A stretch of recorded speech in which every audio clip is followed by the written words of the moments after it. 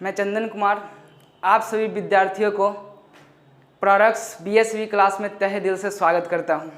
तो चलिए लेकर आए हैं हम नेक्स्ट टॉपिक। कल हमने पढ़ा था इसके पहले का टॉपिक जिसमें बताए थे रिफ्लेक्शन ऑफ लाइट की क्या क्या व्यवस्था होनी चाहिए। उसमें हमने कवर किया था समतल दर्पण के बारे में। तो आज का ये टॉपिक नेक्स्ट हम लोग आपसे स्टार्ट करते हैं और आप बताएंगे कि अगर आप जिस टी शर्ट को भी पहने हुए, जिस कपड़े को भी पहने हुए उसी रंग का दिखाई देता है, ऐसा क्यों होता है? अगर आपको जवाब मालूम है तो कमेंट बॉक्स में कमेंट कीजिए, नहीं तो इसका जो है ऑप्शन आप इसके बारे में जवाब पा सकते हैं। जस्ट इसके पहले जो वीडियो शूट हुआ था उसमें आप जाइए, वहाँ पे मेरे वीडियो के जरिए आप देख सकते हैं कि इसका क्या जवाब होगा। अगर चाहते हैं कि मैं सर का क्लास रेगुलर करूँ, उनसे कुछ सीखूँ, तो आप जाइए प्ले स्टोर पर और डाउनलोड कीजिए प्रोडक्ट्स बीएसवी ऐप्स, फिर रजिस्टर कीजिए जुड़ी हमसे। और उन बच्चों के लिए हमेशा मोस्ट वेलकम करता हूं जो प्रोडक्ट्स से जुड़ना चाहता है। तो चलते हैं लेकर हम पहला चैप्टर का ये कुछ भाग, जहां पे हमने कल पढ़ा था कि प्रकाश जो होता है समतल दर्पण में प्रतिबिंब कैसे बनता है, उसकी गुण क्या होती है, किस तरह से हम क्या करते हैं, उसका प्रॉपर्टीज बताए थे। आज हम लोग इसमें पढ़ेंगे कि ये हमारा अगला पॉइंट क्या होगा। नेक्स्ट हम लोग ये बताते हैं कि हम लोग जो पढ़े थे कल समतल दर्पण के बारे में, तो एक एग्जाम्पल हम बताना चाहेंगे आप लोगों को। जैसे समतल दर्पण की फोकस जो दूरी होता है वो आप ही बताएंगे खुद अभी कि इसका फोकस दूरी कहाँ होता है। जस्ट समझाते हैं कि अगर कोई दर्पण है, इस वस्तु को हम यहाँ पे रहते हैं तो यहाँ भी प्रतिबिंब बनता है, यहाँ पे रख रहे हैं तो यहाँ पे भी प्रतिबिंब बन रहा है, यहाँ पे रख रहे हैं तो यहाँ पे भी प्रतिबिंब बनता है। और रात को जब आप या सवेर में आप जब भी कभी ये सूर्य का जो प्रतिबिंब आप बनाना चाहते हैं इस दर्पण में, उसका भी प्रतिबिंब बनेगा। इसका कहने का ये अर्थ हुआ कि इसका फोकस दूरी कहीं लिमिट नहीं होती है। इसका मतलब कि इसका फोकस दूरी क्या होगी, तो आपको मालूम हो गया कि इसका फोकस दूरी क्या हो जाएगा, अनंत होगी। अर्थात समतल दर्पण की फोकस दूरी क्या होती है, अनंत होती है। आप लोग को ये मालूम हो गया। तो अब आप हम लोग का आज ये जो होता है पॉइंट क्लियर होता है समतल दर्पण के बारे में। नेक्स्ट पॉइंट हम लोग पढ़ेंगे जिसमें बताएंगे गोलीय दर्पण क्या होता है। तो गोलीय दर्पण के बारे में हम लोग पढ़ेंगे कि गोलीय दर्पण है क्या, ये कैसे बनता है, तो ये सब विजुअलाइजेशन के जरिए पढ़ेंगे। आज से पहले आप रटते थे लेकिन जुड़े रहिए हमसे, आज आप जो है सीखेंगे कुछ चीज़। और एक बात और कहना चाहते हैं, वो ख्वाब की क्या औकात होती है जो आपको देखे और पूरा नहीं हो।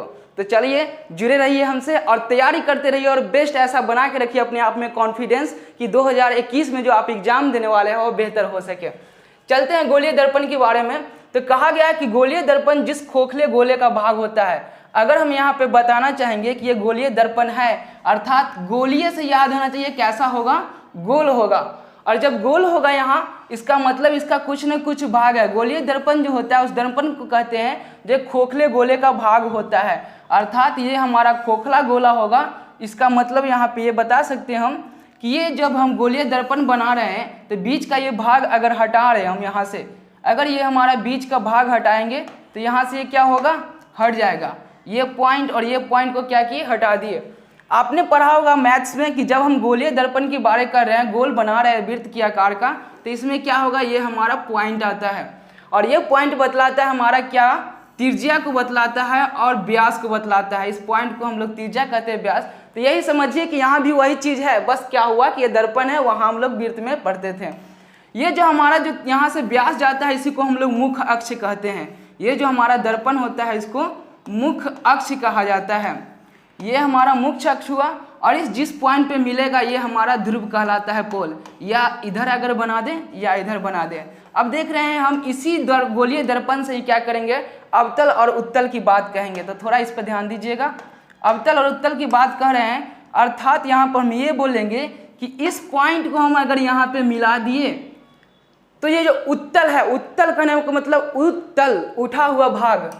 उत्तल कहने का मतलब उठा हुआ भाग, अर्थात वैसा तल जो कैसा होना चाहिए, उठा हुआ होना चाहिए, उत्तल कहलाता है। और अवतल वैसा भाग जिसका तल कैसा हो, धंसा हो, अर्थात जो धंसा हुआ तल होता है उसको अवतल कहते हैं। यहाँ से जब हम उत्तल बनाना चाहेंगे तो ये हमारा परावर्तक सतह उठा होना चाहिए, अर्थात ये परावर्तक सतह होगा। यहाँ से कोई किरण आएगी और टकरा के लौटेगी तो ये परावर्तक सतह होना चाहिए। लेकिन अगर अवतल दर्पण की बात कहते हैं तो अवतल दर्पण में क्या होता है, इसका बाहरी भाग को कलर करेंगे और अंदर का भाग इसका क्या होगा, परावर्तक सतह होगा।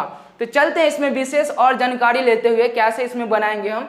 यहाँ यह हमारा क्या हुआ, गोलीय दर्पण हुआ। ये बीच का जो भाग है हम लोगों का उसमें हम क्या कर रहे हैं, इसको कट कर रहे हैं। तो ये बीच का जो भाग हुआ हम लोग का कट कर रहे हैं और यहाँ से इस तरह से थोड़ा मिला देते हैं इसको, ऐसे प्रतिबिंब इसका बनेगा यहाँ। तो हमने बताया कि अगर ये लाइन हम खींच रहे हैं, इसको मुख्य अक्ष कहा जाता है, मेन एक्सिस होता है, प्रधान अक्ष जो भी है इसको कहते हैं। ये बीच का जो भाग होता है ये हमारा ध्रुव कहलाता है। और जब ये गोला है, गोलीय दर्पण है, तो इसमें क्या होगा, एक केंद्र होगी जिसको हम लोग वक्रता केंद्र कहते हैं। ये हमारा क्या कहलाएगा, वक्रता केंद्र कहलाता है। और आज का ये सेशन और मज़ेदार होने वाला है, जिसमें हम आपको प्रतिबिंब बनाने के लिए सिखाएंगे और आप सीखेंगे खुशीपूर्वक। कभी आप रटते थे प्रतिबिंब को कि ये इसके बीच बना प्रतिबिंब ऐसा होगा, लेकिन अब आप आज के सेशन में अपने दिमाग में प्रतिबिंब बनाएंगे और कहाँ प्रतिबिंब बनता है, कैसे बनता है, उसका जवाब आप इस पे देंगे। चलते हम यहाँ पे। तो ये हमारा क्या होता है, ध्रुव होता है, ये हमारा ध्रुव होता है। और ये इसको जब मेन पॉइंट जहाँ पे हम बता रहे हैं ध्रुव होता है, ये हमारा केंद्र हुआ, ये मुख्य अक्ष कहलाता है और प्रधान अक्ष।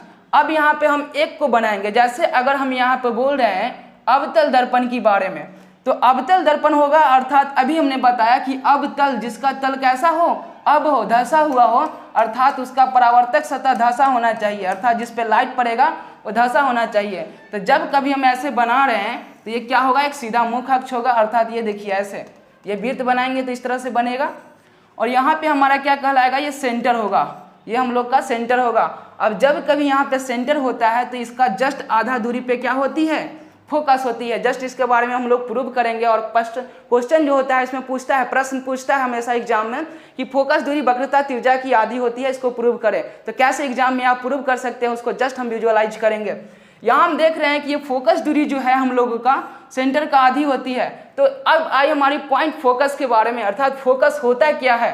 तो फोकस हम बोलेंगे कि ये मुख्य अक्ष के समांतर जो किरणें आती है, मुख्य अक्ष के समांतर, कल हमने बताया था, अगर आप नहीं पढ़े हैं तो जाके हमारे पहले वीडियो पे देख सकते हैं, वहाँ पे हमने बताया था कि किस की रे होता है, जो किरण होता है 3 प्रकार से होती है, कैसा कैसा। अब यहाँ पे किरण जो पुंज जो ले रहे हैं, किरणों के समूह समांतर ले रहे हैं, अर्थात सूर्य से आने वाली प्रकाश की किरणें जो भी है, अगर दर्पण से टकराकर जिस बिंदु पर ऐसा लग रही है कि वो मिल रही है और जिस बिंदु पर ये मिल रही है, ये हमारा क्या कहलाता है, फोकस कहलाता है। आप लोगों को मालूम हो गया फोकस क्या होती है। तो फोकस जब दर्पण के समांतर आने वाली जो प्रकाश की किरणें होती है, दर्पण से परावर्तन के बाद किस क्या से होके जाती है, फोकस से हो जाके जाती है। अब इतना आपने समझा, चलते हम लोग टॉपिक की तरफ। टॉपिक में वही चीज दिया हुआ है, बोला गया है कि गोलीय दर्पण खोखले गोले का भाग होता है। गोलीय दर्पण के बारे में बोल रहा है कि यह जो होता है खोखले गोले का क्या है, भाग है। गोलीय दर्पण, उस गोलीय दर्पण को, उस दर्पण को कहते हैं जिसका एक परावर्तक सतह कैसा होना चाहिए, परावर्तक। और कल बताया था कि समतल दर्पण जो होता है, परावर्तक सतह जो होता है, अच्छा ये होता है समतल दर्पण परावर्तक सतह। यहाँ भी ये परावर्तक सतह है। परावर्तक कहने का मतलब अगर उत्तल है तो सतह उत्तल होना चाहिए, परावर्तक होना चाहिए, अंदर का भाग कलई। अगर ये बाहर का हम अवतल के बारे में, मतलब अवतल अर्थात धंसा हुआ तल, तो बाहर का भाग कैसा होना चाहिए, कलई होना चाहिए। अभी जैसे मैंने बताया कि इसको ध्रुव कहते हैं, ये हमारा ध्रुव है। इसमें अगर कुछ ना कुछ, अगर गोलीय दर्पण है अर्थात गोल है, इसका मतलब इसका क्या होगा, सेंटर होगा, जिसको वक्रता केंद्र, ये जो केंद्र है हम लोग को वक्रता केंद्र कहलाता है। ये अवतल दर्पण है, उत्तल दर्पण है, इसको मैंने भी समझा दिया। आगे देखते हैं पॉइंट को। दिया हुआ है कि गोलीय दर्पण का फोकस तथा फोकस दूरी के बीच क्या संबंध होना चाहिए। गोलीय दर्पण का फोकस तथा फोकस दूरी के बीच क्या संबंध होना चाहिए, अर्थात ये गोलीय दर्पण का फोकस किसको कहते हैं, फोकस दूरी क्या होता है।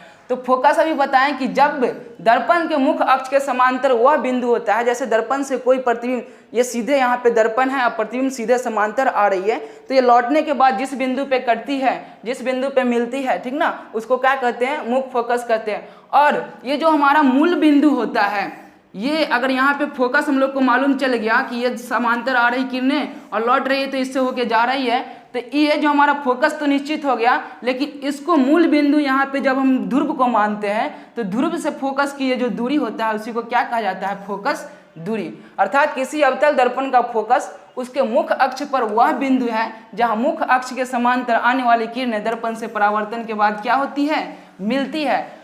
हमने बताया कि मिलती है या मिलती हुई प्रतीत होती है। आप अभी पढ़ रहे हैं अवतल के बारे में तो ये लग रहा है कि मिल रहा है यहाँ से, लेकिन जब उत्तल के बारे में पढ़ेंगे तो वहाँ पता चलेगा कि क्या है, मिलता हुआ प्रतीत होता है। तो यहाँ पे देखते हैं वही चीज हम यहाँ पे बताए हैं कि किसी उत्तल दर्पण से, जब किसी उत्तल दर्पण से मुख्य अक्ष की किरणें आती है समांतर, जैसे ये हमारा मुख्य अक्ष हुआ और उत्तल दर्पण की बात बोल रहे हैं, उत्तल दर्पण की बात बोल रहे हैं और मुख्य अक्ष की बात आती है तो उत्तल दर्पण ऐसे, ऐसा नहीं कि इधर हम बना देंगे और इधर कलाई कर दिए तो उत्तल दर्पण हुआ, गलत हो सकता है। हमेशा याद रखिए कि उत्तल दर्पण ऐसे ही बनाना है, इस तरह का नहीं, ये हमारा गलत है और ये सही है। अर्थात इस तरह से हम यहाँ पे बनाएंगे, कभी भी लेफ्ट को राइट और राइट को लेफ्ट करके उत्तल अवतल आप नहीं बनाइए, ये हमेशा बनाइए, क्योंकि अब जब आप न्यूमेरिकल बनाने जाएंगे तो वहाँ ये सबसे ज़्यादा आपको सूट करेगा। जिस समय हम चिन्ह परिपाटी पढ़ाएंगे आपको और हंसते खेलते सीखिएगा, वहाँ पे आपको ये जरूरी पड़ेगा कि कैसे हम यहाँ पे इसके बारे में बता रहे हैं कि लेफ्ट क्यों नहीं लिया जाता है, राइट क्यों नहीं लिया जाता है। चलते हम बताएं कि जब ये उत्तल दर्पण है तो इसमें क्या होगा, एक मुख्य अक्ष होगा। इस बिंदु को हमने बताया कि हम लोग का कौन सा बिंदु कहलाता है,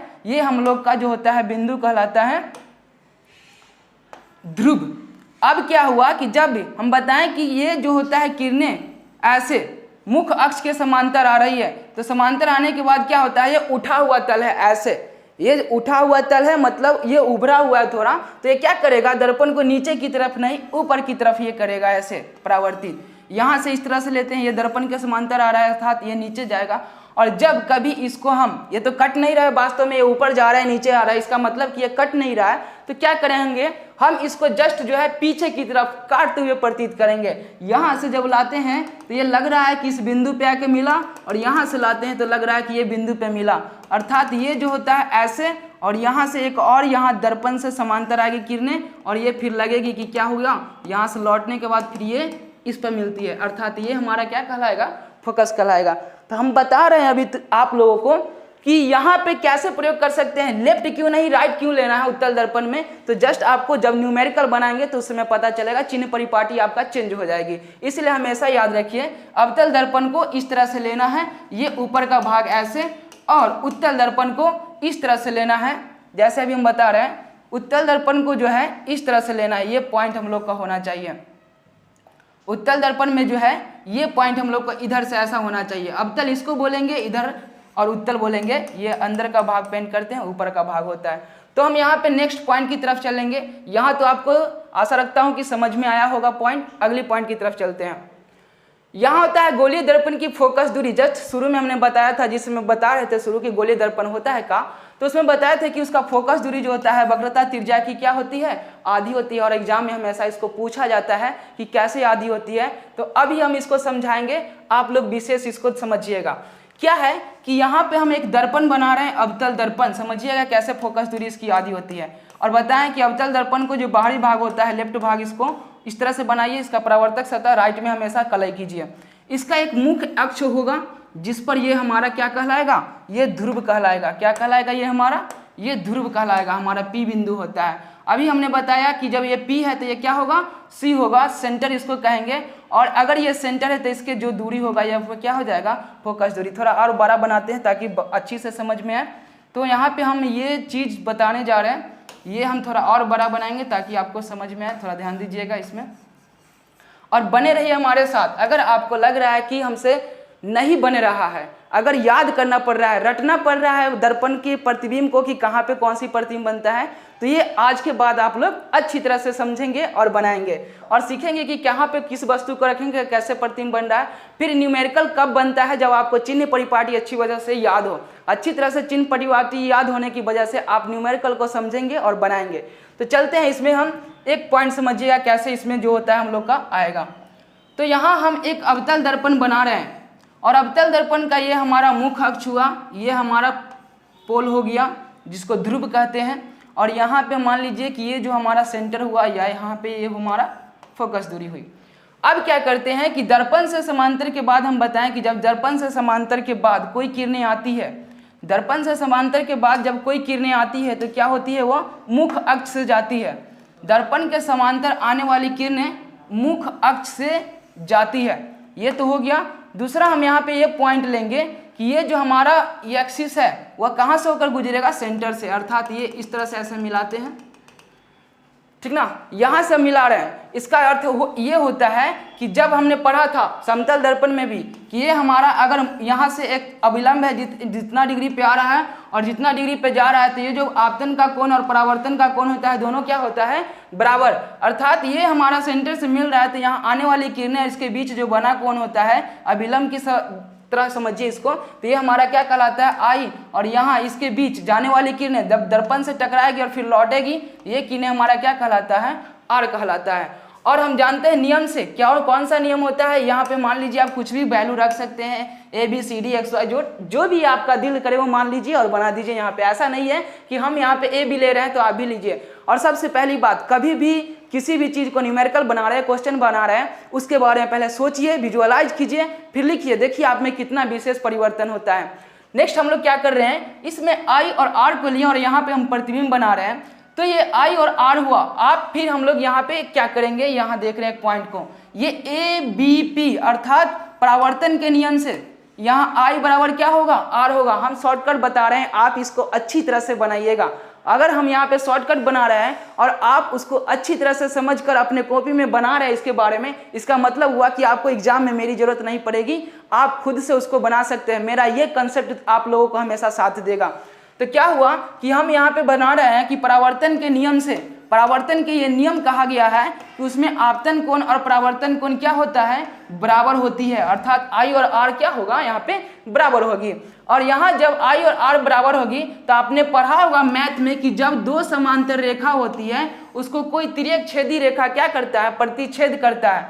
दो समांतर रेखा को कोई तिर्यक छेदी रेखा प्रतिच्छेद करता है तो उसका एकांतर का कोण क्या होता है, बराबर होता है। अर्थात ये जो एकांतर का कोण है इस कोण के बराबर होगा, ये जो एकांतर का कोण है ये इस कोण के बराबर होगा। और अगली यहाँ पे हम एक पॉइंट लेके बताएं कि ये जो हमारा एकांतर का कोण है यो इस कोण के बराबर होगा। तो वही चीज हम क्या कर रहे हैं, यहाँ समझने वाले हैं कि जब ये हमारा समांतर रेखा हो गया, ये समांतर रेखा हो गया, इसके बीच का ये लाइन हम लोग को क्या कर रहा है, इसको प्रतिच्छेद कर रहा है। अर्थात ये जो होगा एकांतर का कोण किसके बराबर होगा, इस बराबर होगा। अर्थात अगर ए बी सी, अगर कोण ए बी सी हम यहाँ पे ले लिए तो अगला कोण हमारा क्या कहलाएगा, बी सी और पी कहलाएगा। क्या होगा, बी सी पी कहलाएगा। नेक्स्ट हम लोग आगे देखेंगे क्या होता है कि जब ये हमारा आई और ये इक्वल होगा दोनों, तो यहाँ से देखिए ये आई आर के बराबर है, आई जो है आर के बराबर और आई जो है इसके बराबर है। ये कोण इसके बराबर, ये कोण इसके बराबर, तो ये कोण इसके बराबर कर सकते हैं। अर्थात जब ये कोण मान लीजिए आई है, यहाँ पे आई हम कर दें, यहाँ आई था, एकांतर का कोण से ये आई हो गया, आई और आर क्या होगा, इक्वल होगा। अर्थात ये कोण और ये कोण अब क्या हो गया, बराबर हो गया। यहाँ आई आर इक्वल हुआ, अर्थात ए बी सी ये जो है हमारा आई हो गया और ये हमारा क्या कहलाएगा फिर, तो बी सी पी यहाँ पे ये आई हो गया और ए बी सी यहाँ पे आई हो गया। दोनों हम इक्वल कर सकते हैं, तो जब दोनों इक्वल कर सकते हैं मतलब ये और ये इक्वल होगा। और हम जानते हैं परावर्तन के नियम से कि ये और ये कोण क्या होता है, दोनों बराबर होता है। तो यहाँ पे ये और ये एंगल क्या हो जाएगा, बराबर। और आप देखिए अब जादू क्या होता है। सो जब इस सामने का ये जो एंगल दिख रहा है, इस सामने का जो भुजा हो साइड क्या दिखेगा, ये दिखेगा। अगर आपका कोना ये है घर का कोना, तो सामने वाला पड़ोसी आपको दिखेगा जो यहाँ पे ये बैठा हुआ है। और ये जो एंगल है ये घर का अगर कोना है तो सामने वाला पड़ोसी जो है ये दिखेगा। अर्थात ये भुजा और ये भुजा क्या हुआ, बराबर होगा। और जब ये और ये दोनों भुजाएं बराबर होगा तो हम लोग पढ़े हुए हैं यहाँ पे क्या करेंगे, यहाँ पे देखिए इस जो है एक लाइन, समझिएगा कि ये लाइन को कहाँ पे रख रहे हैं। ये जो हमारा लाइन था एफ बी, ये जो लाइन है एफ बी को अगर उठा के हम यहाँ पे ले आए, बी को जो उठा के यहाँ पे ले आए, जैसे समझेंगे ये हमारा एक पाइप है। पाइप कहने का मतलब पानी पटाने वाला, जो आप लोग अक्सर जो है खेतों में पानी पटाते हैं वो समझिए कि पानी पटाने वाला पाइप है जो यहाँ से आया और ऐसे मुड़ा हुआ है। इस पाइप को क्या करेंगे, यहाँ जो था पड़ा हुआ उसको उठाकर जस्ट यहाँ पे हम सीधा रखेंगे, तो ये क्या आएगा, यहाँ से उठकर यहाँ आएगा। अर्थात जो पॉइंट बी पर था वो पी पर आके मिलेगा। तो हम जानेंगे कि ये बराबर है और ये जो बराबर है वो आके कहाँ पे मिलेगा, यहाँ पे मिलेगा। अर्थात ये दूरी और ये दूरी दोनों क्या होगी, बराबर होगी। तो पोल से जो फोकस की दूरी होता है, यहाँ फोकस के बीच की दूरी को उसको फोकस दूरी कहते हैं। और पोल से हमेशा कभी भी दूरी मापेंगे, ये दर्पण के मूल बिंदु जो है ध्रुव उसी से मापेंगे। तो यहाँ पोल के जो होता है मूल बिंदु से इसके बीच की दूरी होता है, सेंटर की जो होता है वक्रता त्रिज्या के बीच की दूरी, इसको आर से डिनोट करते हैं। अर्थात यहाँ आर देखिए किसके बराबर होगा, आर जो होगा हम लोगों को यहाँ से यहाँ की दूरी एफ माने हैं, तो ये एफ और प्लस यहाँ से यहाँ तक की दूरी को क्या माने हैं, एफ माने हैं। अर्थात यहाँ आप क्या कर सकते हैं, घर पे प्रैक्टिस कीजिए, अभी तो समझिए, पहले समझिए, जो चीज़ हम बता रहे हैं उसको समझिए, विजुअलाइज कीजिए, और फिर बाद में आप सुंदर सुंदर अक्षरों में बढ़िया से बनाकर आप कॉपी में लिखिए और देखिए कि मैंने कितना उसको समझा है। तो आगे हम चलते हैं। इसमें बताया कि ये एफ और एफ दोनों मिलकर क्या बनाएगा, 2f बनाएगा। अर्थात ये जो दूरी हम लोग का बना वो 2f दूरी बनेगा।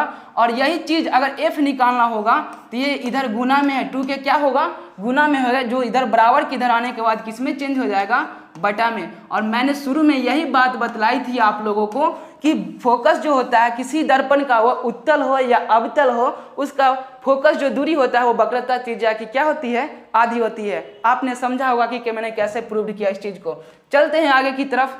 तो मैंने यहाँ पे प्रूव किया आप लोगों को कि फोकस दूरी जो होता है वह वक्रता त्रिज्या की कैसे आधी होती है। अगर आप चाहते हैं कि हमें ये वीडियो और अच्छा लगे तो आप पीछे जाके फिर देख सकते हैं, आगे की पॉइंट की तरफ हम लोग चलेंगे। नेक्स्ट हमारा पॉइंट आता है कि जब कोई किरण दर्पण के फोकस की दिशा में आपतित होती है, तो मैंने शुरू में आप लोगों को इसके बारे में बताया था कि जब कोई किरण जो है दर्पण के फोकस की दिशा में आपतित होती है तो वह परावर्तन के बाद मुख्य अक्ष की क्या होती है, समांतर निकलती है। इसको याद कर लीजिएगा कि जब कोई किरण जो है फोकस की दिशा में, मान लीजिए कि अब फोकस हम लोग को तो मालूम चल गया अभी तक जितना पढ़े उसमें, तो जब ये किरण फोकस की दिशा में आपतित होगी तो दर्पण से परावर्तन के बाद क्या हो जाएगी, ये दर्पण के मुख्य अक्ष के समांतर हो जाएगी। तो यहाँ से ये पॉइंट हम लोग को पता चला, ये उत्तल हो या अवतल दोनों में बस यही हम लोग का नियम होता है। आगे क्या कर रहा है कि ध्रुव की दिशा में आने वाली प्रकाश की किरणें, ध्रुव की दिशा में आने वाली प्रकाश की किरणें मुख्य अक्ष के साथ जितना डिग्री का कोण बनाते हुए आएगा उतना ही डिग्री कोण बनाते हुए क्या होगा, लौट जाएगा। आप इसको एक इम्पोर्टेंट मान के और अपने दिमाग में रख लीजिए कि यह हमारे लिए क्या हो सकता है, बेहतर होने वाला है। यह हमारे लिए क्या होगा, बेहतर होने वाला है। क्यों, इसके बारे में भी जस्ट हम लोग बताएंगे। जब हम आगे इसको प्रूव करेंगे तो ये हमारे लिए जो होगा नेक्स्ट अगले हम लोग का पॉइंट में जरूरी है। और जरूरी क्यों है सो बताएंगे कि जब न्यूमेरिकल बनाते हैं उसमें प्रूव करने में जरूरी होता है। पहले इसको डायग्राम को समझिए। डायग्राम क्या कहता है कि जब कभी हम लोग ये दर्पण बना रहे हैं, अवतल दर्पण है, और अवतल दर्पण जब हम लोग बना रहे हैं तो यहाँ से इसका क्या होगा, ऊपर का भाग ये कलई करेंगे, यहाँ पेंट करेंगे, तल जो धंसा हुआ है वो होना चाहिए परावर्तक सतह, अर्थात उस पर लाइट पड़ने पर वह सतह पर क्या होना चाहिए, परावर्तित होना चाहिए। अब जब यहाँ पे हम ये बनाए तो ये बोल रहा है कि जितना डिग्री के, अभी अगर ये ध्रुव है अर्थात ध्रुव पर जो किरणें आएगी, ध्रुव पे जो किरणें आएगी यहाँ से जितना डिग्री कोण बनाते हुए आएगी फिर क्या होगा, उतना ही डिग्री कोण बनाते हुए क्या होती है, वो लौट जाती है। अर्थात यहाँ पे जो मुख्य अक्ष है वह क्या चीज़ का काम कर रहा है, तो ये काम कर रहा है अभिलंब का। और इस चीज़ को मैंने विजुअलाइज किया और आप लोग को भी समझना होगा कि आपने पढ़ा था समतल दर्पण में कि समतल दर्पण में ये इस तरह का था, इतना डिग्री पर आ रहा था, लौट रहा था, तो बीच में ये अभिलंब था, वही अभिलंब का काम कर रहा है। अर्थात ये जो होगा यहाँ आने वाली किरणें और ये जो है मुख्य अक्ष, इसके बीच जो एंगल होगा वह जाने वाली किरणें, इसके बीच जो एंगल होगा दोनों हमेशा क्या होगा, इक्वल होगा। वही बात को यहाँ पे कहा है कि ध्रुव की दिशा में आने वाली किरणें मुख्य अक्ष के साथ जितना डिग्री का कोण बनाते हुए आती है उतना ही डिग्री का कोण बनाते हुए क्या हो जाएगी, लौट जाएगी। अर्थात यहाँ मुख्य अक्ष क्या चीज़ का काम कर रहा है, अभिलंब का काम कर रहा है। आगे का पॉइंट हम लोग देखेंगे, उसमें क्या है, इसमें तो ये पॉइंट हम लोग को बताएगा कि अवतल दर्पण के सामने विभिन्न दूरियों पर रखा वस्तु का प्रतिबिंब। अब आप लोग का चालू होता है क्या, वो तरीका जो सीखने का कर रहा है। सबसे पहला चीज, तो जब भी कभी एग्जाम में क्वेश्चन आए तो घबराइए नहीं, उसको पढ़िए और पढ़ने के बाद उसको बनाइए। जैसे अवतल दर्पण के सामने वस्तु को बता रहा है कि प्रतिबिंब बनाना है, वस्तु को कहाँ पे रखा गया ये जो देगा वहाँ पे ये चीज़ जो है क्लियर करेगा कि कहाँ पे वस्तु को रखना है और प्रतिबिंब कहाँ पे बना, उसका कैसा प्रतिबिंब बनेगा वो आपको बताना है। यहाँ बोल रहा है वस्तु को जो है कहाँ पे रखना है, तो वस्तु को अवतल दर्पण के ध्रुव पर रखना है। तो ध्रुव हमने अभी बताया है कि ये अवतल दर्पण है, इसमें ये पॉइंट अगर खींच रहे हैं तो क्या करना होगा, ये सीधा लाइन खींचेगा, यहाँ पे ध्रुव खींचेगा। अब जो चीज़ हम बताने वाला है उसको दिमाग में अपना नोट कीजिएगा या नोटबुक में नोट कीजिए, जो भी हो, लेकिन अक्सर जो चीज़ दिमाग में नोट हो जाती है वो कभी मिटती नहीं है, इसलिए कोशिश कीजिए कि दिमाग में सीखने का। क्या है कि ये जो हमारा पॉइंट है, जब भी कभी दर्पण का प्रतिबिंब बनाना हो तो दो ही पॉइंट लीजिए। ऐसे बहुत सारा किरण निकलता है लेकिन पॉइंट लेना है तो सिर्फ दो लेना है। जैसे ये बोल रहा है कि हमारा ये पोल है, ध्रुव है, ये हमारा फोकस हुआ और ये सेंटर हुआ। अर्थात जब वस्तु को ध्रुव पर रखा जाता है तो उसका प्रतिबिंब कहाँ बनेगा, ऐसा हम अभी दिखाएंगे। तो जब ध्रुव पर वस्तु को रखा गया है तो इसमें पॉइंट पहले बताएं कि दो किरण लेना है। एक किरण यहाँ से जाएगा और दर्पण से टकराने के बाद किससे होके जाएगा, तो फोकस से होके जाएगा। दर्पण से टकराने के बाद फोकस से होके जाएगा और दूसरा किरण को गुजारे इसी के हेड से। एक व्यक्ति जिसको खड़ा कर दिए हैं मुख्य अक्ष पे सीधा, एक किरण यहाँ से गुजार रहे हैं, दो किरण लेना है, दो ही किरण से बनाना है प्रतिबिंब। एक जो हमारा जो है सेंटर से होके जाएगा और दूसरा किससे होके जाएगा, फोकस से होके जाएगा। ये क्या हुआ ना कि अब जब यहाँ पे तो कट नहीं रहा है, सीधे जहाँ तक मिलाते जाइए आगे बढ़ते जाएगा, कटेगा नहीं। जब नहीं कटेगा तो देख रहे हैं कि थोड़ा पीछे मिला के देख लेते हैं कट रहा है कि नहीं कट रहा है। तो पता चला कि ये जस्ट क्या हुआ, आगे बढ़कर यहाँ पे ये हो कट रहा है, यहाँ पे ये आगे बढ़ाएंगे इसको, ये थोड़ी जो है परेशानी होगी। यहाँ पे देखिए ध्यान से, ये जो पॉइंट है इस बिंदु पर अगर रखे हुए हैं तो ये भी इस बिंदु पर बना रहा है, अर्थात यहाँ पे कट रहा है। तो यहाँ पे जब ये कट रहा है इसका मतलब ये हुआ कि दर्पण के कहाँ पे बना, दर्पण यहाँ है और प्रतिबिंब बन रहा है कहाँ पे, आगे बन रहा है, दर्पण के पीछे बन रहा है। तो जब पीछे बन रहा है मतलब वो झूठा प्रतिबिंब बना रहा है, और जो व्यक्ति झूठा होता है ना उसको काल्पनिक बोलते हैं, आभासी बोलते हैं। और देखिए जितना बड़ा वस्तु है उतना ही बड़ा बन रहा है, मतलब वस्तु के क्या होगा, बराबर बनेगा। और ये सीधा मतलब मुख्य अक्ष पे ये वस्तु को रखे हुए हैं तो प्रतिबिंब भी मुख्य अक्ष पर ही बन रहा है। इसका मतलब ये हुआ कि कैसा बनेगा, सीधा। तो आप लोगों को मालूम चल गया कि जब कभी दर्पण के ध्रुव पर किसी वस्तु को रखते हैं तो दर्पण के पीछे बनता है, वस्तु के बराबर बनता है, सीधा बनता है, और कैसा होता है, झूठा होता है, काल्पनिक होता है। आगे की तरफ बनेंगे। गर्मी बहुत ज़्यादा है, इस गर्मी में भी आप लोगों को पढ़ाना पड़ रहा है, ये तो हमारी किस्मत की बात है। चलिए ठीक है, आगे की तरफ बढ़ते हैं। नेक्स्ट है हम लोग का, अगर इसमें नहीं समझ में आया तो ये पॉइंट समझिए, क्लियर हो जाएगा आपको। यहाँ पे ये बता रहे हैं कि कोई वस्तु है जो अवतल दर्पण है उसको कहाँ पे रखना है, ध्रुव के बीच और फोकस के बीच, ठीक ना। वस्तु दिया हुआ रहेगा, आपको प्रतिबिंब बताना है, उसका प्रॉपर्टीज बताना है, गुण बताना है। वो पूछेगा कि कैसा होगा दर्पण के प्रतिबिंब। तो यहाँ बताएं कि ये अवतल दर्पण है। अवतल दर्पण जो है इसका मतलब है कि उसका जो ऊपर का भाग रहेगा उसको रंग देना है। ये सीधा लाइन खींचे हम, और लाइन खींचने के बाद क्या करेंगे, यहाँ पे हम इसमें पोल जो बनाए, ध्रुव बनाए, और ध्रुव बनाने के बाद क्या हुआ, ये हमारा क्या कहलाएगा, ये हमारा कहलाएगा फोकस, और ये कहलाएगा हमारा क्या, वक्रता त्रिज्या अर्थात सी। जब हम बताएं कि दर्पण को कहाँ पे रखना है तो फोकस और ध्रुव के बीच, अर्थात ये फोकस है और ध्रुव है, ये दोनों के बीच रखें, अर्थात यहाँ पे हम रख दिए। रखने के बाद आप लोगों को बताएं कि दिमाग में दो पॉइंट रखिए। एक पहला कि ये जो सीधा लाइन खींचेंगे दर्पण से परावर्तन के बाद किससे होके जाएगा, तो ये दर्पण से परावर्तन के बाद जो होता है हम लोग का फोकस से होकर गुजरता है। यहाँ पे ये दर्पण से परावर्तन के बाद कहाँ से होकर गुजरेगा, फोकस से। एक यहाँ से बिंदु से निकला किरणें दर्पण से परावर्तन के बाद फोकस से होके जाती है, और दूसरा ये जो होता है यहाँ सेंटर से गुजारेंगे, किससे गुजारेंगे, सेंटर से गुजारेंगे। तो पता चला कि ये भी क्या हो रहा है, बहुत दूर तक जा रहा है, अर्थात कटेगा नहीं। तो थोड़ा पीछे मुड़ कर यहाँ पे देखते हैं, इसको पीछे मुड़ा कर देखते हैं, और पीछे मुड़ाने के बाद पता चला कि ये जो है चीज़ यहाँ पे आएगी और क्या होगी, कट जाएगी। यहाँ पे यहाँ आने के बाद क्या हो रही है, वो कट जा रही है। अर्थात यहाँ पे अगर हम खींचेंगे, लाइन अगर खींच रहे हैं तो यहाँ पे देखिए ऐसा बन रहा है। इसका मतलब ये हुआ कि प्रतिबिंब दो किरण लिए, दोनों के बाद ऐसे बनाए तो प्रतिबिंब क्या हुआ, यहाँ पे बन रहा है ऐसे। और इसका मतलब ये हुआ कि दर्पण के कहाँ पे बन रहा है, पीछे बन रहा है, मतलब ये भी झूठा प्रतिबिंब बना रहा है। और ये चीज़ जो है आपको एग्जाम्पल बताएंगे अवतल दर्पण का, उसमें बहुत जो है रोचक रहेगा, आपको लिए इंटरेस्टिंग होगा कि किस एग्जाम्पल के जरिए सर क्या बताएं उसको बारे में सीखने का। तो यहाँ जो है हम लोग दर्पण के जस्ट पीछे रखें, और रखने के बाद देखिए वस्तु इतना बड़ा है, ये इतना छोटा है, नन्नू है ये, ठीक ना। और देखिए इसका प्रतिबिंब कितना बढ़ रहा है, एक छोटा बच्चा का प्रतिबिंब इतना बड़ा बन रहा है। अर्थात ये बतलाता है कि दर्पण के पीछे काल्पनिक झूठा प्रतिबिंब बनता है, वस्तु से बड़ा बनता है। अर्थात यहाँ पे वही चीज़ हम लिखे हैं। कैसा है, जब कभी वस्तु का सीधा प्रतिबिंब कब कहेंगे, जब ये हम मुख्य अक्ष जो खींचे है ना उस पर वस्तु ऊपर की तरफ ऐसे रखा हुआ है और उसका प्रतिबिंब भी क्या है, मुख्य अक्ष पर ही बन रहा है। इसका मतलब वो कैसा बनेगा, सीधा बनेगा। तो यहाँ पर हम लोग क्या करते हैं, आप लोग भी आगे ये जो पॉइंट हम लोग का, आप भी आगे इस तरह से बना सकते हैं। और बनाने के बाद इसके और जो भी पॉइंट है, जैसे हम लोग अभी बताएंगे नेक्स्ट वीडियो में, उसमें बताएंगे आप लोगों को कि क्या होगा। तत्काल के लिए आज इतना ही रखते हैं। आप लोगों का धन्यवाद।